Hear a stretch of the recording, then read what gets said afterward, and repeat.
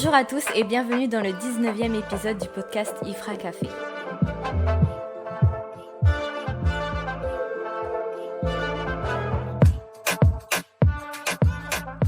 Bonjour tout le monde, alors aujourd'hui on se retrouve pour un nouvel épisode en compagnie de Sofiane et de Jalil. Hello. Est-ce que ça va bien les garçons? Ça va, tranquille. Il pleut aujourd'hui, mais ça va quand même.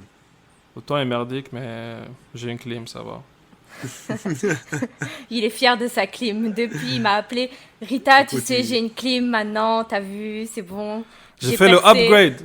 La clim, ça change ta vie, hein. Ouais, je ne suis plus un pleb. Maintenant, je contrôle mon propre environnement. M'sahtek la clim. Merci. Aujourd'hui, Sabrina n'a pas pu être avec nous, mais nous avons un guest, un spécial guest. C'est ça qu'on dit? Special guest. Special guest. Yes. Ou un guest spécial. Ça dépend ça. de la langue. Que je vais laisser se présenter. Donc, guest, peux-tu te présenter? Allô, bonjour tout le monde. Oui, c'est spécial guest, si on le dit. C'est Fred Louboula et je suis très content d'être avec vous aujourd'hui et je suis sûr qu'on va avoir du fun, comme on dit. On se calme un peu, Fred, ok? On va voir ce que ça donne. Fred, écoute pas, Sofiane, moi je suis content de t'avoir parmi nous. Moi aussi, J'ai pas dit que je suis pas content. Ouais, on l'a vu sur ton visage, Sofiane, c'est bon. Non, lui a dit ça va très bien se passer. On sait pas, on est content de l'avoir, mais... Mais oui, ça va très bien se passer, t'inquiète. En tout cas, donc c'est ça. Aujourd'hui, on a Fred qui est avec nous, qui nous fait l'honneur d'être présent sur le podcast, qui va nous parler un petit peu de son parcours, que ce soit au niveau des études, de l'école, et puis de son job. Donc je vais commencer. Est-ce que tu peux t'introduire, nous dire un petit peu qui tu es, qu'est-ce que tu fais ici au Canada? Oui, et n'oublie pas de dire pourquoi tu mérites d'être avec nous, Fred. Vraiment, okay, parce que... Laisse-le tranquille, arrête tes bêtises. Ouais, il faut que les écouteurs et les écoutrices savent pourquoi Fred est spécial. Parce qu'on a juste dit special guest. Fred est spécial parce que c'est moi qui l'ai invité. Ok.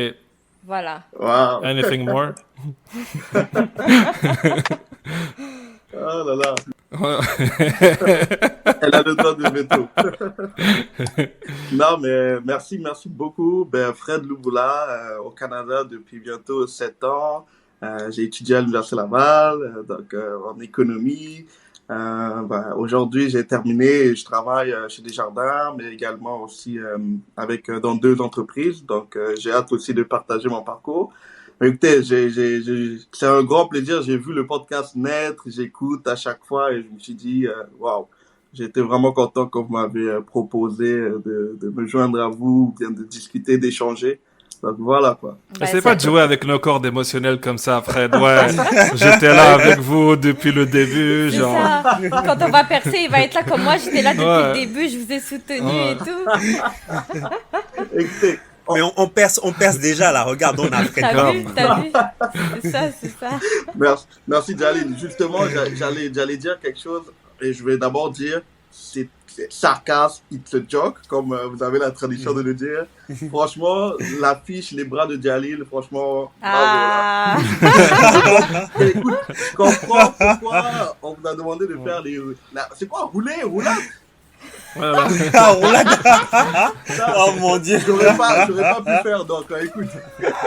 Ceux qui n'ont pas la ref, allez écouter le dernier épisode qui est sorti sur les galères d'Ifra Café. Vous allez comprendre. J'ai adoré. Non, mais moi... c'est joke, hein. C'est... Hein? Mais Jalil est en forme, on sait que c'est notre... Tu vas nous apparaître dans les miniatures maintenant. C'est moi le docker. C'est moi le docker dans le groupe. C'est ça. Donc, Fred, je veux juste savoir, pour commencer, donc toi, tu n'es pas né ici au Canada, au Québec. Donc, est-ce que tu peux nous dire d'où tu viens et pourquoi tu es venu au Canada, quels ont été les enjeux, tout ça? Oui, moi, je suis originaire du Congo-Brazzaville. Donc, Congo-Brazzaville. C'est que ma mère est née là-bas. Ah oui? Jalil, arrête. Je te jure, mon oncle, moi, j'en ai marre, moi. Franchement, à chaque fois, il y a un nouveau pays qui sort. Genre, je comprends plus rien de ton identité, frère. T'es béninois, ok, assume. Non, parce que Jalil, si tu l'écoutes, il vient de partout dans le monde. On Mais a, c'est la non, même vérité. partout en Afrique. En Afrique, Je suis en désolé, Afrique, les amis, c'est c'est ça. ça que ça fait de connaître son arbre généalogique, contrairement à vous autres, les plebs. Hein? Qui Voilà. Attends, qui t'a dit qu'on connaissait pas notre arbre Bon, généalogique? Hein? Rita, ton Oui. arrière-grand-mère, elle est née où? Elle est née au Maroc. Au Bénin. Dans quel village? Moi, je suis une Marrakechia, les gens de Marrakech, les vrais de vrais, là, depuis des années, depuis des millénaires. Mhm. C'est Ça, ça. c'est- Ne viens pas Vas-y, m'inventer on, des on peut vies. pas, hein. on peut pas vérifier, mais bon, vas-y. Je Bah, vais tu- arrêter de couper Fred comme ça. D'accord. D'accord, donc c'est ça, originaire du Congo-Brazzaville. Mais ensuite, après mon bac, les parents, mais en fait, j'ai pas décidé. Mon frère était déjà arrivé au Canada un an avant. Et la suite, c'était qu'on se retrouve au Canada. On voulait pas trop aller en France, ni aux États-Unis ou ailleurs. Donc mon père, la petite anecdote, pour faire un peu de passe à Djali, je suis passé par le Bénin. J'ai Oh, adoré le Bénin. nice, nice. Cotonou, Calavi, Merci, Aïdjedo, j'habitais à Aïdjedo. Oh là là là là, toi t'es un vrai là. T'es resté Donc, combien de temps? Je suis resté un bon 6 mois, Ouais, à Aïdjedo. Et ça, c'est les gens, ils vivent. En 6 mois, ils connaissent mieux que moi la Ouais, ville. ouais. Franchement, Donc ensuite, je suis arrivé au Québec et puis l'idée, comme tous, hein, on fait des inscriptions un peu partout, mais moi j'avais un fort pour l'économie et aussi le droit, mais j'ai été accepté en économie à l'Université Laval et UQAM aussi et à Moncton. Mon frère était déjà à l'Université Laval, donc on s'est dit bon, papa voulait que tous les enfants soient ensemble. Donc ouais, j'ai rejoint mon frère et puis écoutez. C'est ça la suite, hein. On a eu du plaisir, on a eu des difficultés. Ouais. On s'est adapté On au va en final. parler de ça, bien évidemment. Puis donc, ça veut dire que quand tu es venu au Canada, c'était prioritairement pour les études. Ouais, pour les études. L'objectif, j'espère que mon père va pas écouter ça, mais il voulait que j'ai mon doctorat. Donc pour l'instant, j'ai pas encore atteint l'objectif. Mais t'inquiète, c'est frère, ça. tous les darons africains, si t'es pas le doctorat, frère. Dis pas ça, Jalil. Il peut écouter le podcast. J'ai promis que je vais le faire. Donc, écoute, oui, papa, je vais le faire, mon doctorat, t'inquiète pas. Ok, puis est-ce que quand tu es arrivé ici au Canada, ça a été facile? Est-ce que tu as rencontré des difficultés? Bon, tu m'as dit que tu as ton frère qui était déjà là, donc peut-être Ouais. que c'était un petit point d'accroche pour toi, pour te faciliter l'installation, mais est-ce que tu as rencontré des difficultés? Est-ce que aussi tu as vu des choses qui sont différentes dans la manière de vivre, de faire, par rapport à chez toi? Oh, oui, mais c'est sûr, ça, cette question, on se pose toujours. J'aime bien qu'on me la pose aussi parce que je pense que chacun de nous a son vécu. Mhm. Moi, honnêtement, ben, d'abord, le fait que mon frère soit là, c'était, je pense, un appui incroyable. Mhm. Mais deuxièmement aussi, ce sont les résidences universitaires. Donc ça, c'était vraiment pour moi, je pense que si j'avais pas été dans les résidences, ça aurait été un autre parcours, ou bien un autre démarrage, on va dire ça, un autre démarrage. Donc pour moi, je pense que ça a beaucoup aidé. On était tout de suite en famille. Et ce qui est bien, c'est que moi, oui, j'ai pu voyager au Bénin, un peu au Ghana, mais en Angola un peu. Mais à part ça, je m'étais jamais confronté avec la diversité de l'Afrique ou d'ailleurs. Mhm. Donc pour moi, écoute, j'avais des amis béninois, ivoiriens, français, belges, congolais, même Du de monde Kinshasa, entier, là. quoi, Du vraiment. monde entier. Et même plus de Kinshasa parce que de l'autre Congo RDC parce qu'on n'avait pas, moi j'étais jamais allé à Kin. Donc ça a été vraiment, je pense que ça a été bien. Après, les difficultés communes, on sait tous que c'est la température. Ouais. Mais aussi plus tard, professionnellement, je pense qu'on va en parler Oui. pendant Oui, le oui. parcours. Je pense que c'était, je dirais, 70% de confort, de bonnes choses, versus un 30% de difficultés. Ok. Ouais. Et puis, au fait que mon frère était là et que l'environnement dans lequel j'ai atterri, ça. Et je pense une chose aussi, je pense que c'est ma personnalité, hein, parce que je suis quelqu'un qui est Ouais. très sociable, qui je ne vais jamais rester seul. La petite anecdote dans ma chambre en résidence LC, tous mes amis venaient chez moi, 5e étage. Donc, je pense que c'est aussi la nature de chacun C'est d'entre vrai. nous. Mais moi, bon, ma nature très sociable, donc pour moi, easy l'adaptation. Je comprends. Mais c'est vrai Non, moi, que... en vrai, comme moi, en tant que quelqu'un qui a fait étudiant à l'étranger, à la fois en appartement et en résidence, like, même si tu es sociable, en résidence, c'est plus facile parce que tu es toujours Ouais. en contact avec les gens, tu partages les mêmes galères avec les gens, tu sais, toilettes communes, douche commune, Ouais. La cuisine vraie galère, commune. toilette commune, hein. Ouais. Juste un mec. Voisin brouillant commun aussi. Ouais. Mais genre comme, vous avez un ennemi à détester ensemble avec les autres voisins, tu vois. T'es comme, yo man, this motherfucker, genre, chambre numéro 34 là, il fait chier. Et puis c'est comme ça que tu te fais des amis en vrai.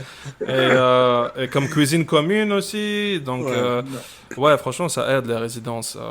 C'est vrai, quand tu arrives dans un pays que tu connais personne, c'est sûr que c'est Hmm. pour une première approche, pour connaître des gens autour de toi facilement, c'est la meilleure chose à faire. Puis je pense qu'on en avait déjà parlé dans un précédent épisode. Clairement, pour les étudiants ou les personnes qui veulent venir étudier au Canada ou peu importe, n'importe où dans le monde, je pense que c'est une des choses importantes à faire quand on connaît personne. Ça, c'est sûr. Ouais. Puis Un bon démarrage. c'est ça. Puis, donc, tu as dit que tu étais en économie. C'était quoi Oui. exactement ton programme d'études? Ah, mon économie, mais quand je suis arrivé, c'était encore le tronc commun dans l'économie. Après, bien sûr, mais oh, j'ai failli oublier quelque chose. Difficulté, ben oui. Faut pas que je sois trop optimiste. Anecdote, économie, premier cours d'économie, microéconomie. Et là, j'entends parler, le prof, il a basé son cours sur un exemple, c'est l'offre et la demande, mais il utilisait le terme le bleuet. Le bleuet. Ok. Le bleuet. Dans la courbe de croissance du bleuet, l'élasticité du bleuet. Mais je vous jure, déjà, en tant que bon africain, l'accent québécois, c'était un danger. C'était nouveau. Mais encore, le bleuet, je ne connaissais pas c'était quoi le bleuet. Et j'ai faillu, non, ça on peut rire, j'ai failli couler mon cours à cause Oh. du bleuet. Ah ouais. Parce que j'étais passionné. Moi, l'économie, j'ai fait mon bac ES français en économie. Mhm. Mais là, il me parle de tous ces termes. Il a ajouté élasticité. Tout à la fin, il a ajouté du bleuet. Moi, je ne sais pas c'est quoi le bleuet. Je vais dans mon manuel de cours, je regarde le manuel, je vois tout ce que le prof dit, mais sauf le Sans mot le bleuet. bleuet. Putain. Et tu sais, la veille, je pense la veille du deuxième examen, même pas le premier, donc l'examen final, j'avais un très bon ami, shout out Anthony, québécois, avec qui on étudiait beaucoup ensemble. Et là, je lui dis, attends, il y a quelque chose que j'ai pas compris. Mhm. C'est quoi le bleuet?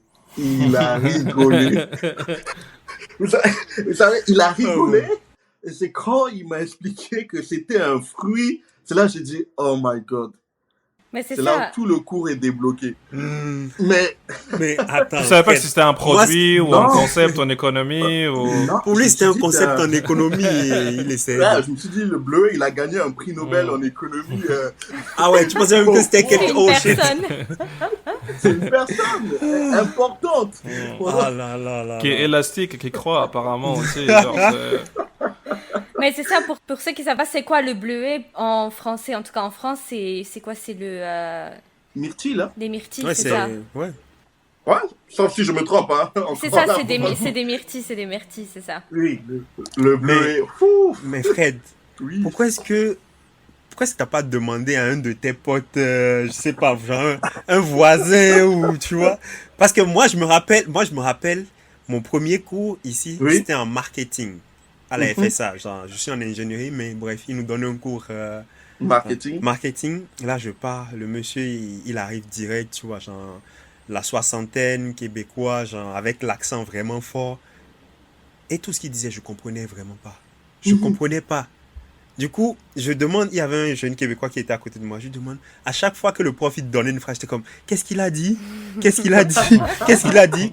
Au bout du deuxième jour, tu sais, quand tu identifies quelqu'un qui t'aide, tu reviens, tu vois. Le deuxième jour, je reviens, le gars il m'aide. Le troisième jour, je suis arrivé, je l'ai plus vu en cours, hein. Il n'est plus venu. Et si ça se trouve, tu sais qu'est-ce qu'il a fait? Et il est arrivé après que toi t'arrives et il s'est mis au fond pour pas que tu le vois. Il s'est dit, ce gars, il va me fuck up mon cours, je suis pas venu faire interprète. Non, mais ça, c'est vrai que ça, c'est une des difficultés que les étrangers ont. Tu sais, moi, je suis française, mais moi aussi, quand je suis arrivée, bah, il fallait que je me concentre vraiment, vraiment pour comprendre, tu vois. Donc ça, c'est une des choses qu'on doit dire aux gens. Effectivement, et puis j'aime bien raconter cette anecdote-là parce qu'au final, ça m'a donné une leçon. Moi qui étais le gars le plus sociable, croyez-moi, je parlais de tout, mais j'ai pas pu. C'est vraiment à la veille que je demande à mon ami, ben, c'est quoi le bleuet?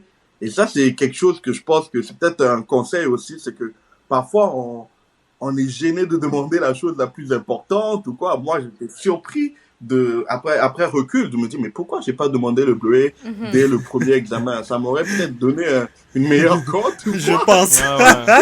Non, vaut mieux avoir l'air stupide une fois que genre. Oui, exactement. Demande quand tu sais pas. Imagine, t'aurais dû faire une présentation et t'aurais dit oui, monsieur Bleuet, ou t'aurais dit quelque chose, c'est les gens ils auraient dit comme. Tu prends la même courbe du profil, la courbe de croissance du bleuet. Non, c'est ça. Donc, en parlant de difficultés, ben, c'est ça un peu. Mais après, c'est sûr que oui, il y a des difficultés. Je m'en rends très vite aussi très compte que le mode d'études était différent.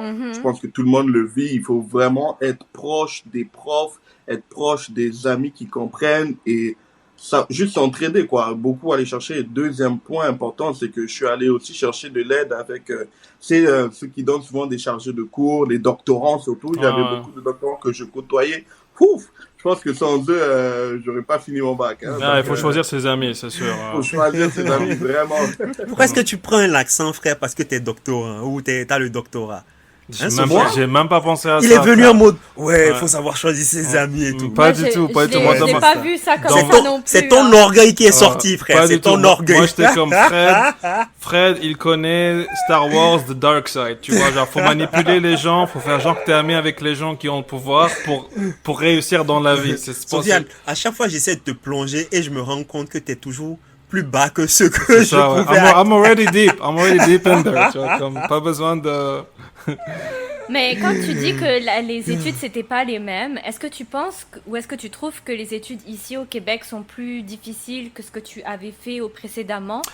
Personnellement, Rita, pour répondre à ta question, moi je pense que... C'est pas à toi que je posais la question. J'ai adoré ça. Non, mais pour répondre à ta question aussi, je pense pas que c'est vraiment difficile. Je pense juste que on rejoint un système qui est sur une continuité et ça nous demande de double adaptation pour pouvoir rattraper le système. Je dirais jamais que c'est difficile parce que j'en ai vu des gens comme moi qui sont arrivés qui ont vraiment cartonné, d'autres à qui ça prend du démarrage et d'autres à qui ça prend un éveil, tu sais. Ce que je peux dire par contre, c'est que on arrive et la charge de travail, on pense que c'est moins. 4 cours par semaine. Par semaine, ok. Moi, c'est les vacances, ça. En Afrique, j'ai 6 cours la même journée, 5 cours la même journée. C'est vrai. Et là, tu me parles de 4 par semaine. Donc, ça me donne un sentiment de liberté. Fausse confiance, après, tu vois, genre. Fausse confiance. Mais après, quand tu vois la facture des frais de scolarité et ton orgueil, et tu te dis, oh non, il faut que je finisse là, il faut que j'ai quelque chose là. C'est ça, la charge de travail. Pas celui qui t'envoie l'argent, il te demande. Celui qui met la pression.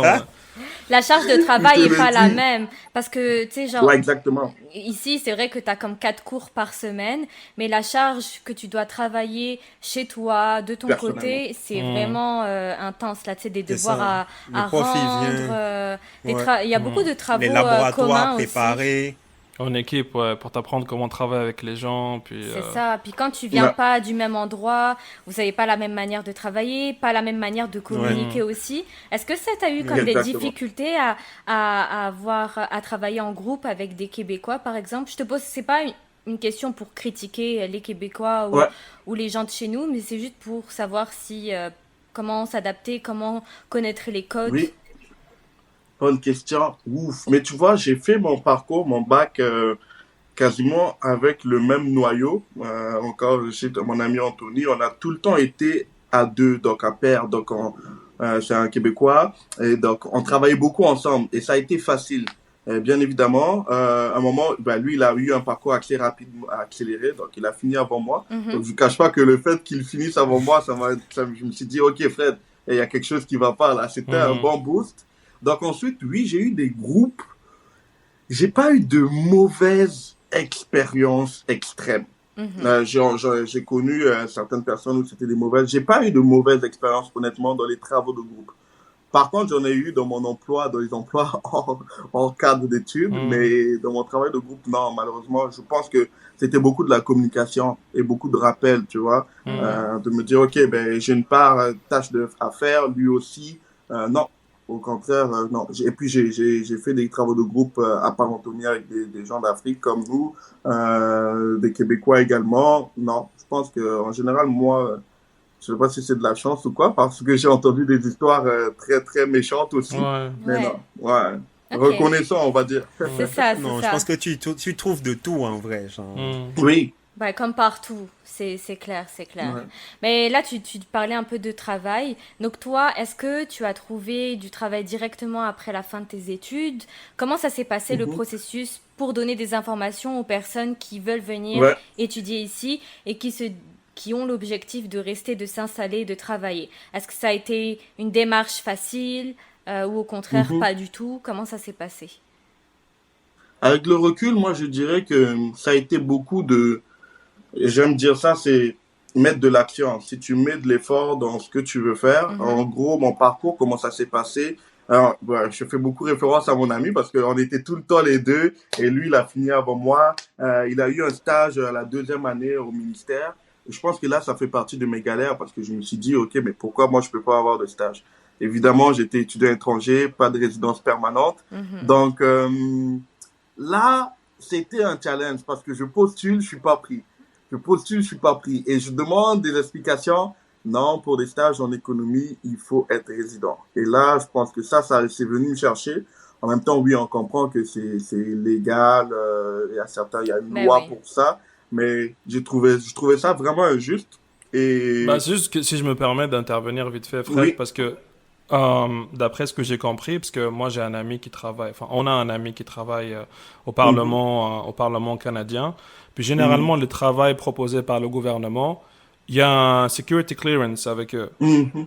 Et en fait, c'est parce que on fait confiance à un résident permanent ou à un Canadien pour mettre des documents qui potentiellement peuvent avoir des secrets Confidentiel. d'État Mhm. que quelqu'un qui est étranger. Donc c'est pas C'est juste ça. contre toi. Des fois, il y a Oui, aussi cette question de sécurité qui est Non, mais attachée. après, on sait que si le résident permanent ou le citoyen il fucked up, tu vois, c'est plus facile d'aller chercher le gars dans son quartier que toi qui ouais. prends Que l'avion et qui te l'étranger. Non, je suis, retrouve à Ouais. Kinshasa. Mm.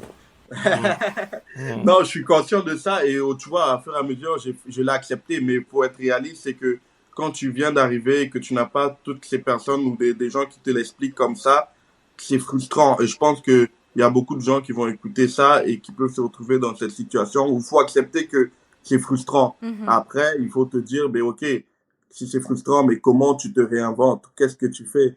Pour ma part, j'ai eu beaucoup de conseils, mais qu'est-ce qui est arrivé? Ben, effectivement, j'ai eu des jobs cuisine. J'ai beaucoup été dans le domaine de la cuisine. On pourra revenir là-dessus. Mais j'ai eu une offre de Desjardins. J'ai accepté un emploi d'été Est-ce que c'était pendant un été où j'étais en... Est-ce que tu Oui. peux juste expliquer que c'est quoi Desjardins parce qu'il y a des personnes qui vont pas comprendre. Ok, parfait. Desjardins, en fait, c'est une institution financière, une coopérative. Donc, je travaille à Desjardins présentement. Donc, c'est vraiment la plus grosse coopérative québécoise au Québec et au Canada également.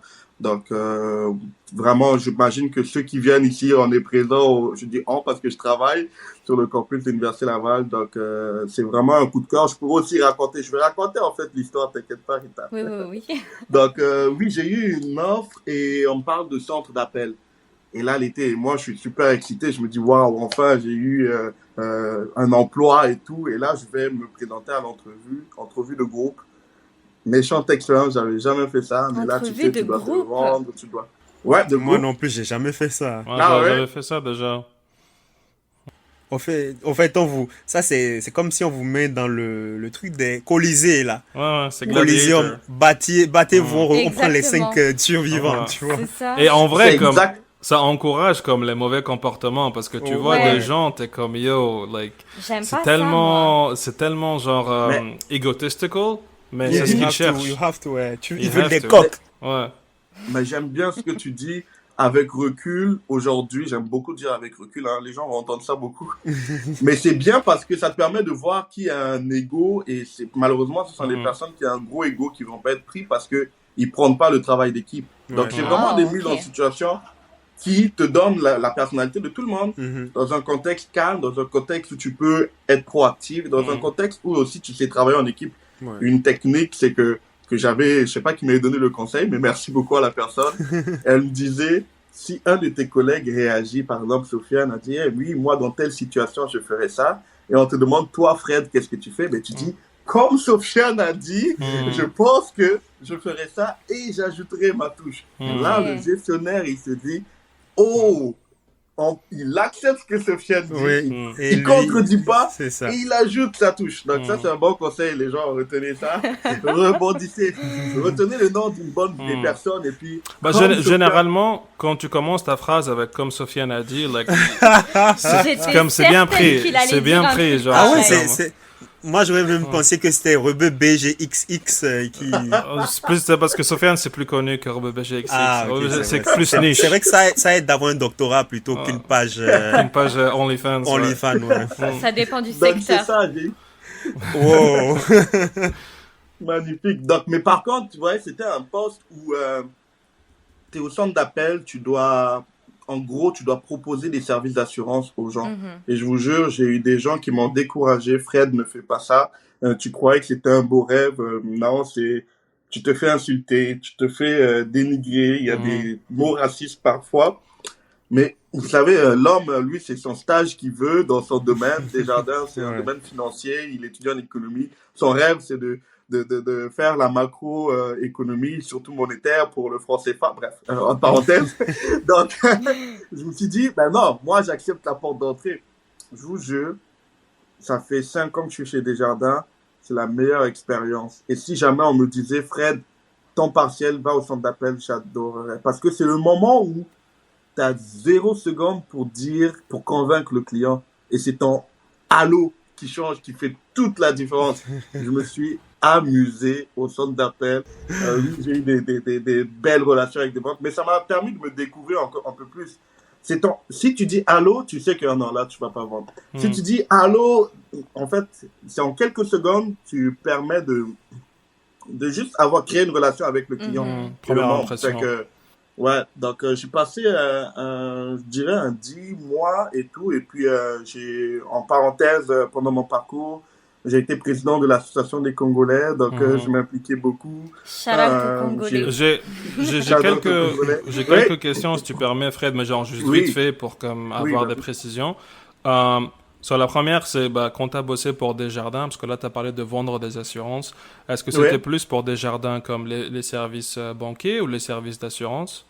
Mais mon premier travail chez Desjardins, mais c'est en assurance, et justement, on proposait des services d'assurance, assurance santé, maladie, accident exactement. Mais tu vois, c'est un domaine aussi qui fait peur parce qu'on te dit les assurances, moi d'où je venais, mais au final, tu le comprends là. Aujourd'hui, il y a beaucoup de choses qui arrivent et si t'as pas des assurances, t'es vraiment dans la merde, entre guillemets. Fait que oui, j'ai commencé par là et ensuite mon deuxième emploi, c'est ça qui m'a emmené toujours à Desjardins, être conseiller financier. Ok. C'est ça qui m'a, encore une fois, une méchante belle expérience parce que je comprenais un peu plus la réalité du domaine financier et justement la bonne gestion du dossier de crédit, très très important. Fait que ça, c'est mon deuxième emploi que j'ai eu. Je sais pas si j'ai répondu à ta question, Sofiane. Oui, c'est bon, ouais. Mais, Merci, Fred. donc en fait, tu as juste eu le centre d'appel, c'était le premier pas que tu as fait chez Desjardins. Ouais. Et ensuite, avec tes connaissances puis ton travail, tu t'es faufilé une place comme conseiller financier. C'est ça? Ouais, en fait, ce qui s'est passé, pour être transparent, c'est que vu que j'étais président d'une asso, je voulais vraiment donner que mon asso ait une bonne éducation financière dans le sens où donc j'ai invité des conseillers de Desjardins pour faire de l'éducation, des conférences. Vu que j'étudiais dans le domaine et quand je finissais mon bac, ben moi j'ai postulé à ce poste-là. Fait que je pense que, comme on dit, il faut travailler un peu son futur. Ça a démontré mon envie de le faire avant même que je sois dans ce poste. Je pense que ça a vraiment séduit la caisse, le 360D, l'Université Laval, que d'impliquer l'éducation financière. Et plus tard, je postule dans ce poste. Ben, ils me connaissaient, ils connaissaient Fred, c'est quoi les intentions. Fait que ça a vraiment fité. Donc, pour l'emploi. Ouais. Et puis, dans mon parcours, à un moment de donner, ben, j'ai fait 2 ans, 3 ans dans ce poste.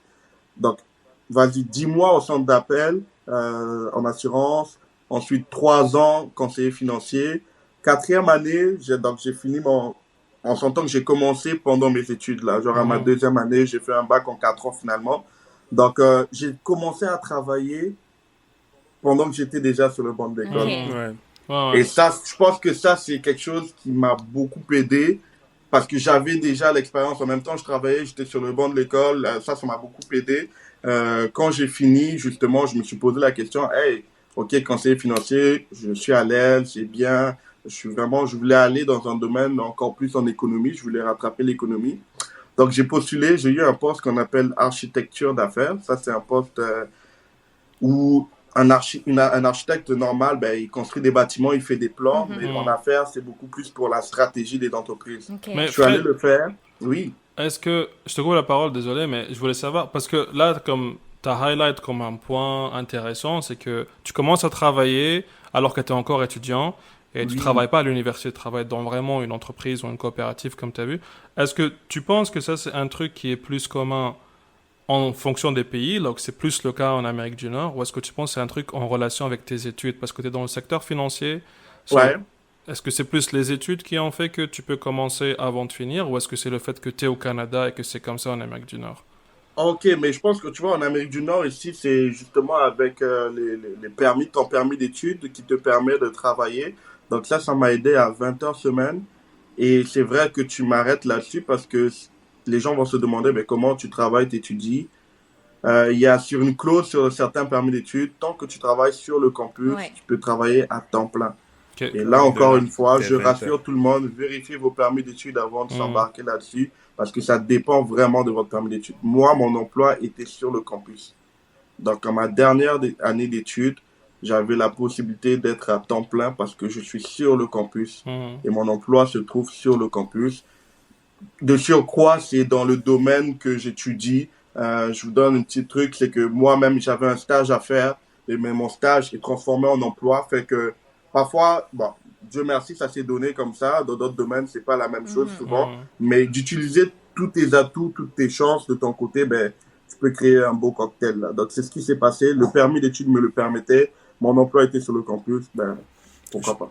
Donc tu étais Sofiane, l'homme le plus riche des résidences, quoi, en gros, en étant genre, étudiant. bien sûr, tu l'as pas rencontré quand il était en résidence. Ouais. Mais oui, Sofiane, par rapport à ton point, je pense que les deux, ça aide. Oui, mais même au-delà de ça, les études ici sont faites pour que tu puisses travailler à côté. Par exemple, si tu prends Ouais, le 4 cours système par semaine. français, t'as pas vraiment le temps de Le travailler temps. là, c'est pas possible. Alors que ici, c'est ça, comme tu disais, c'est 4 cours par semaine. Chaque cours, c'est quoi? C'est 2 heures, 3 heures, on va dire. Donc après, tu as des journées complètes où tu n'es pas à l'université, donc oui, tu vas travailler. Puis c'est dans la culture ici, genre tu étudies et tu travailles en même temps. Ouais. Vu que ça coûte cher, les parents veulent pas forcément te prendre en charge de 0 à 25 ans, donc il faut que tu t'assumes toi aussi financièrement. Mhm. Donc c'est sûr que l'un dans l'autre, dans ton domaine en plus, Fred, je pense que ça aide Mhm. clairement. Puis ça, c'est un point qui peut être assez essentiel et pertinent pour les gens qui nous écoutent, qui veulent venir Ouais. étudier et qui ont peut-être pas des ressources financières assez suffisantes. Bah, ils Mhm. savent que maintenant, ils peuvent travailler. Puis je crois que c'est...